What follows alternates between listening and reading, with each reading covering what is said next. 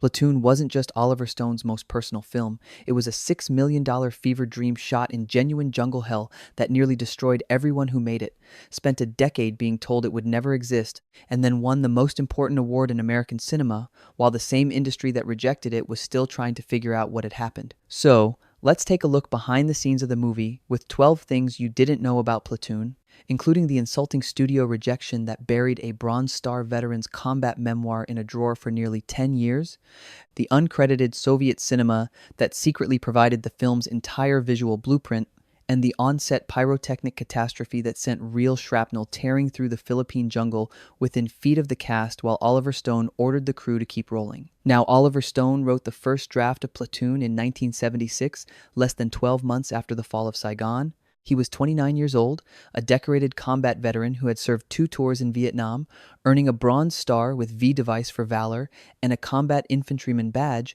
and he was operating from a place of barely contained rage. The working title was simply The Platoon, a deliberately unglamorous, repertorial label chosen to signal the film's documentary intention.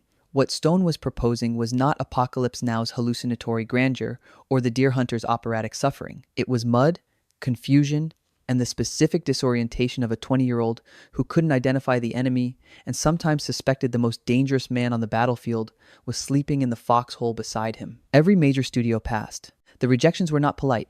At one development meeting, a studio reader's coverage reportedly described the script as a glorification of losers with no identifiable hero arc and no commercial upside. One executive told Stone's agent directly that Vietnam movies were box office poison and that Stone should write something people actually wanted to see. That sentence was not a creative note. It was a dismissal of Stone's entire lived experience as a soldier, compressed into a single piece of industry advice. Stone has said in multiple interviews that this period of sustained institutional rejection was the most psychologically damaging stretch of his professional life. More bruising, he has suggested, than combat itself, because in the jungle, the enemy at least had the decency to be visible. For nearly a decade, the script sat in a drawer. The war it described was being processed by American culture through other lenses, news archives, memoirs, the occasional documentary, but not through the kind of serious, uncompromising narrative cinema that Stone believed the subject demanded and the veterans who had fought it deserved. Hollywood had decided institution-wide that Vietnam was a wound too recent and too politically divisive to be commercially viable. The men who had actually served were simply going to have to wait. But the real problem wasn't the script. It was the decade, and the American film industry's fundamental unwillingness to examine a war it had collectively decided to forget. By 1984, Oliver Stone had a resume that looked impressive on paper and felt catastrophic in practice. He had won the Academy Award for Best Adapted Screenplay for Midnight Express in 1979. He had written Conan the Barbarian and Scarface. But as a director, his 1981 horror film The Hand had been so thoroughly ignored it barely registered in the cultural conversation. He had a reputation in certain Hollywood circles as a difficult, obsessive presence, the kind of writer you hired and then kept as far from a directing chair as possible. When the British production company Hemdale, the same outfit that had backed The Terminator, expressed genuine interest in Platoon, Stone understood that this was, in all probability, his last realistic opportunity to direct the film he had been attempting to make for nearly a decade.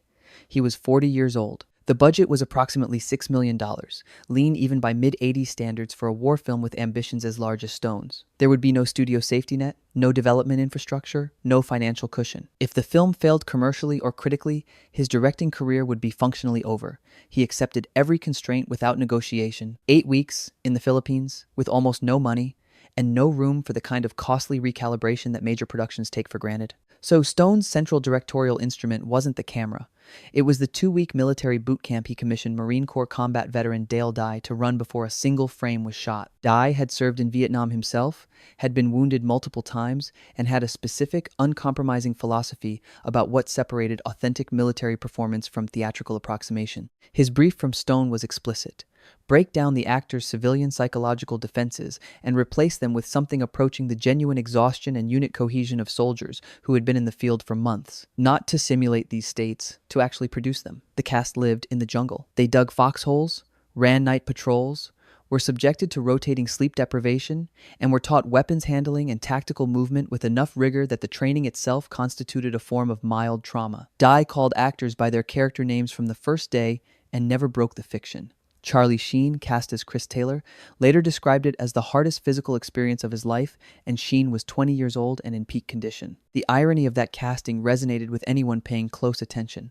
His father, Martin Sheen, had nearly died during Apocalypse, now in the same Philippine heat a decade earlier. Now his son was standing in that same terrain deliberately before the film had even begun. Stone understood the fundamental calculus. If he couldn't afford to build the war with technology and budget, he would build its emotional reality inside his actors' bodies first. Willem Dafoe later described the boot camp as genuinely transformative, not in the language of acting workshop epiphany, but in the concrete sense that by the time principal photography began, the ensemble had stopped performing unit dynamics and was actually operating within them. The boundaries between actor and character had been deliberately and systematically eroded over 14 days of sustained physical duress. Whatever the cast brought to the camera from that point forward would carry the residue of something real. However, before Charlie Sheen was cast, the film's lead had been circling considerably more established names, and the reasons those actors walked away reveal exactly how little confidence the industry had in Stone or the project. Kyle MacLachlan, fresh off Dune and moving toward his career-defining work with David Lynch on Blue Velvet, passed after his representation assessed the production conditions in the Philippines as an unacceptable physical and professional risk. The calculation was essentially actuarial. Low budget, dangerous location, director with a limited track record. For an actor at MacLachlan's precise career moment, ascending, gaining critical momentum, the downside was judged to outweigh any plausible upside. That assessment was not irrational given the information available in 1985. It simply turned out to be entirely wrong.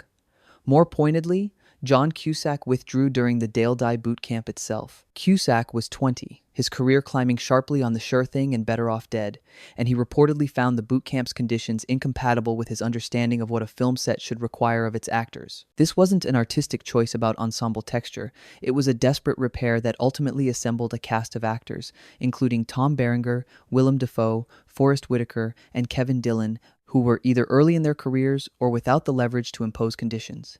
That powerlessness, as it turned out, was exactly what Stone needed. He required actors whose faces registered desperation and animal survival instinct without artifice. He had inadvertently assembled exactly that. And in the economics of desperation, he found something no amount of money could purchase. A cast with nothing to lose and everything to prove, whose hunger was visible in every frame. Now, what the cameras didn't show was the deep structural debt Platoon owed to a body of cinema that American audiences in 1986 had almost no access to. Specifically, the Eastern European and Soviet anti-war filmmaking tradition that had been documenting the morally fractured experience of ground combat since the early 1960s, with a formal sophistication that Hollywood's Vietnam films had not approached. Stone's acknowledged influences tend toward the expected: his own combat experience, American realist cinema, the visual ambition of directors like Kubrick, but the more precise and far less discussed influence on Platoon's visual grammar is Andrei Tarkovsky's 1962 Soviet film Ivan's Childhood, a work Stone encountered while studying film at New York University under Martin Scorsese in the early 1970s. Ivan's Childhood shares with Platoon a core aesthetic commitment, war rendered not as strategy or spectacle but as a sustained sensory assault, achieved through claustrophobic proximity to the protagonist's disorientation. Tarkovsky's use of dense fog, impenetrable tree lines, and overwhelming sound design, sound deployed not to clarify but to overwhelm, predates and structurally anticipates Stone's approach in the jungle sequences by over 2 decades. No plagiarism allegation was ever raised, and Stone's debt operates at the philosophical rather than the directly appropriative level. But in the hundreds of reviews and academic essays written about Platoon, Tarkovsky's name appears almost nowhere. The film's Soviet art cinema DNA was invisible to American critics, operating within a framework that treated the Vietnam War film as a hermetically sealed American genre with an exclusively American lineage. There is a further dimension worth examining: the moral architecture of the Barnes-Elias conflict. 2 soldiers representing incompatible responses to the same dehumanizing institutional pressure has more in common with Ingmar Bergman's closed-system ethical studies, particularly Shame from 1968, than with anything in the American war film tradition. Shame is a film about an ordinary, decent man whose capacity for ethical behavior is systematically destroyed by the conditions of war. Bergman's interest is not in heroism or ideology, but in the mechanics of moral collapse, how institutions designed to channel human beings toward collective purpose inevitably pervert the individual virtues they claim to protect. This is precisely Stone's subject in Platoon: Bergman's name, like Tarkovsky's, appears almost nowhere in the critical literature surrounding it. The European philosophical architecture that partially built the film was simply never acknowledged. But the real problem wasn't the intellectual architecture or the casting. It was the physical danger running as a constant undercurrent through the entire 8-week production, a danger that escalated during the film's climactic night battle sequence into something that moved past cinematic risk into genuine threat to human life. The assault on the American perimeter that closes Platoon required extensive pyrotechnic work in dense jungle terrain at night under conditions the production's safety infrastructure was not fully equipped to manage. Soil composition varied across the shooting area. Extreme humidity affected how packed charges behaved during detonation, and the combination of nighttime visibility and multiple camera positions created a safety geometry that was extremely difficult to control. During one major explosion sequence, a pyrotechnic charge detonated with significantly greater force than calculated.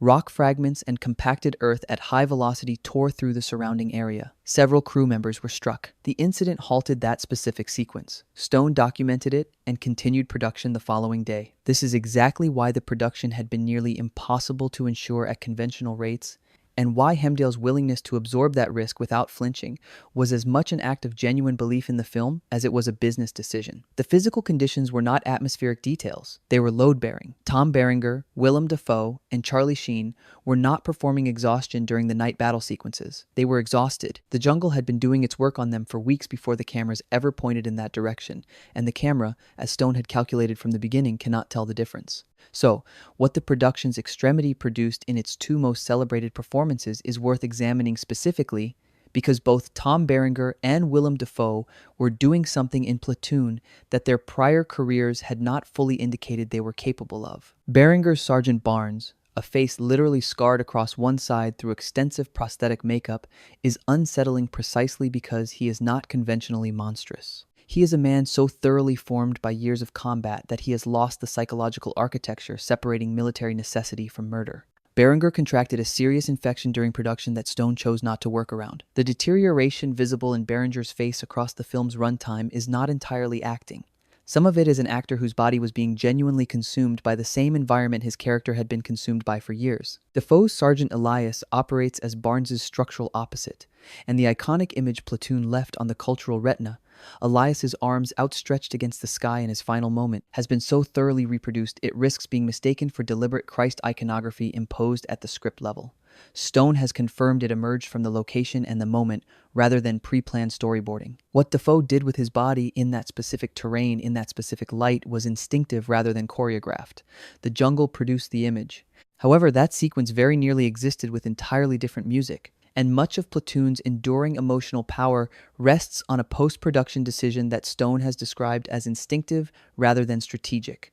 Georges Delerue, the acclaimed French composer Stone admired deeply, was commissioned to score Platoon and delivered a soundtrack that functioned effectively as conventional dramatic underscore. Stone's decision during post-production to deploy Samuel Barber's Adagio for strings in the film's most devastating sequence, the death of Elias, was not the product of systematic musical comparison. It was a gut response to an emotional ceiling that Delarue's composition alone could not break through. This wasn't a routine artistic choice. It was a desperate repair for an emotional inadequacy that original scoring couldn't resolve. The Adagio carried into the cinema a specific cultural weight that no original composition could replicate.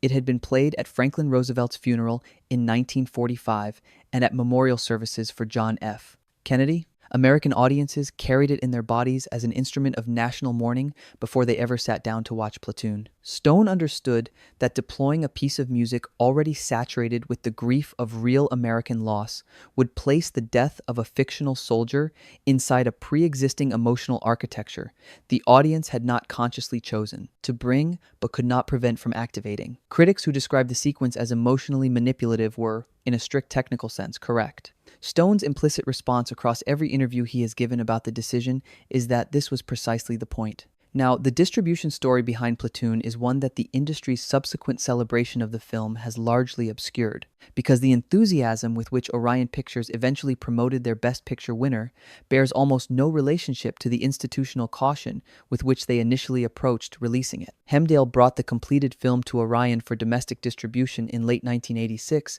and Orion's internal enthusiasm was, by multiple accounts, substantially cooler than their public positioning would later suggest. The Vietnam War film genre had a complicated commercial history. Orion structured Platoon's release as a careful platform strategy in December 1986, a limited rollout in select markets designed to generate awards momentum while keeping financial exposure manageable if the film quietly failed to connect. What happened instead was one of the more dramatic commercial expansions of the decade. Veterans were seeing the film in significant numbers and describing it to everyone they knew as the first honest, unromanticized depiction of their experience that American cinema had ever produced. Stone began receiving thousands of letters from men who had served, many describing acute post-traumatic stress responses during screenings. The film was not merely resonating with its target audience, it was triggering genuine psychological recognition in people who understood what they were watching as true. By January 1987, Platoon had become culturally inevitable. It grossed $138 million domestically against its $6 million budget, a return on investment that remains extraordinary by any standard in any era. The institution that had hedged its bets with a careful platform release in December was now watching the film sell itself through the testimony of the men it depicted. No marketing campaign had manufactured that momentum. The veterans had, so when Platoon premiered, the critical response was not the unanimous embrace that hindsight implies. Pauline Kael, writing in The New Yorker, acknowledged the film's visceral power while describing what she called its machismo romanticism, arguing that Stone's investment in his own combat experience had produced something that was less an examination of war than a form of personal exorcism dressed as historical testimony. Kael found the Barnes-Elias moral conflict reductive, the Christ imagery around Elias's death overwrought, and the final voiceover's conclusion that the enemy was within ourselves, too philosophically tidy for the irreducible chaos the film had spent its entire runtime depicting. These were not unintelligent objections. Stone's relationship to his material is, by his own repeated acknowledgement, deeply personal, and the personal investment occasionally bends the historical into the autobiographical. Vincent Canby of the New York Times raised comparable questions about whether Stone's formal ambitions and his autobiographical urgency were ultimately compatible. Roger Ebert, more sympathetic, praised the performances and the film's refusal to glamorize combat, while gently noting that the emotional directness occasionally tipped into the manipulative. The film's defenders argued that these criticisms fundamentally misunderstood Stone's intention, that Platoon was not attempting the critical distance of historical analysis but the subjective immediacy of lived testimony, and that judging testimony by the standards of scholarship was a category error.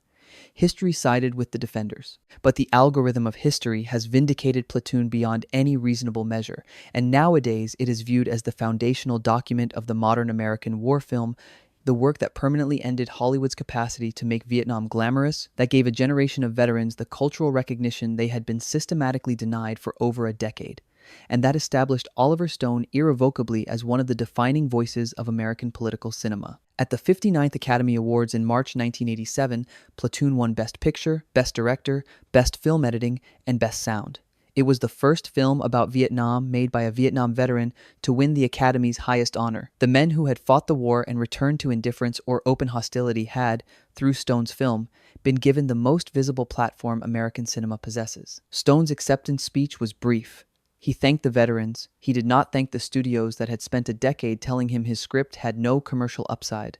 The film's influence on subsequent war cinema has been extensive and demonstrable. Steven Spielberg cited its approach to combat realism as a direct influence on Saving Private Ryan. Quentin Tarantino incorporated actual footage into Inglourious Basterds as explicit homage. Paul Verhoeven has referenced it as a foundational text for his own approach to depicting military violence. Its Rotten Tomatoes score sits at 88%, and the Library of Congress inducted it into the National Film Registry in 2014, not as nostalgia, but as formal acknowledgement of irreplaceable cultural and historical significance. The institution that had rejected Stone's script for 10 years placed a gold statue in his hands and called the film the best of its year. The symmetry was not lost on anyone who had been paying attention. But let me know below. Do you think Platoon represents genuine historical testimony from a soldier who earned the right to tell that story? Or is it ultimately Oliver Stone's personal mythology imposed on an experience shared by hundreds of thousands of men whose Vietnam looked nothing like his? And does the film's decision to locate its moral center entirely within the American squad, with Vietnamese characters as backdrop rather than subjects, represent an artistic limitation that no amount of craft can fully redeem?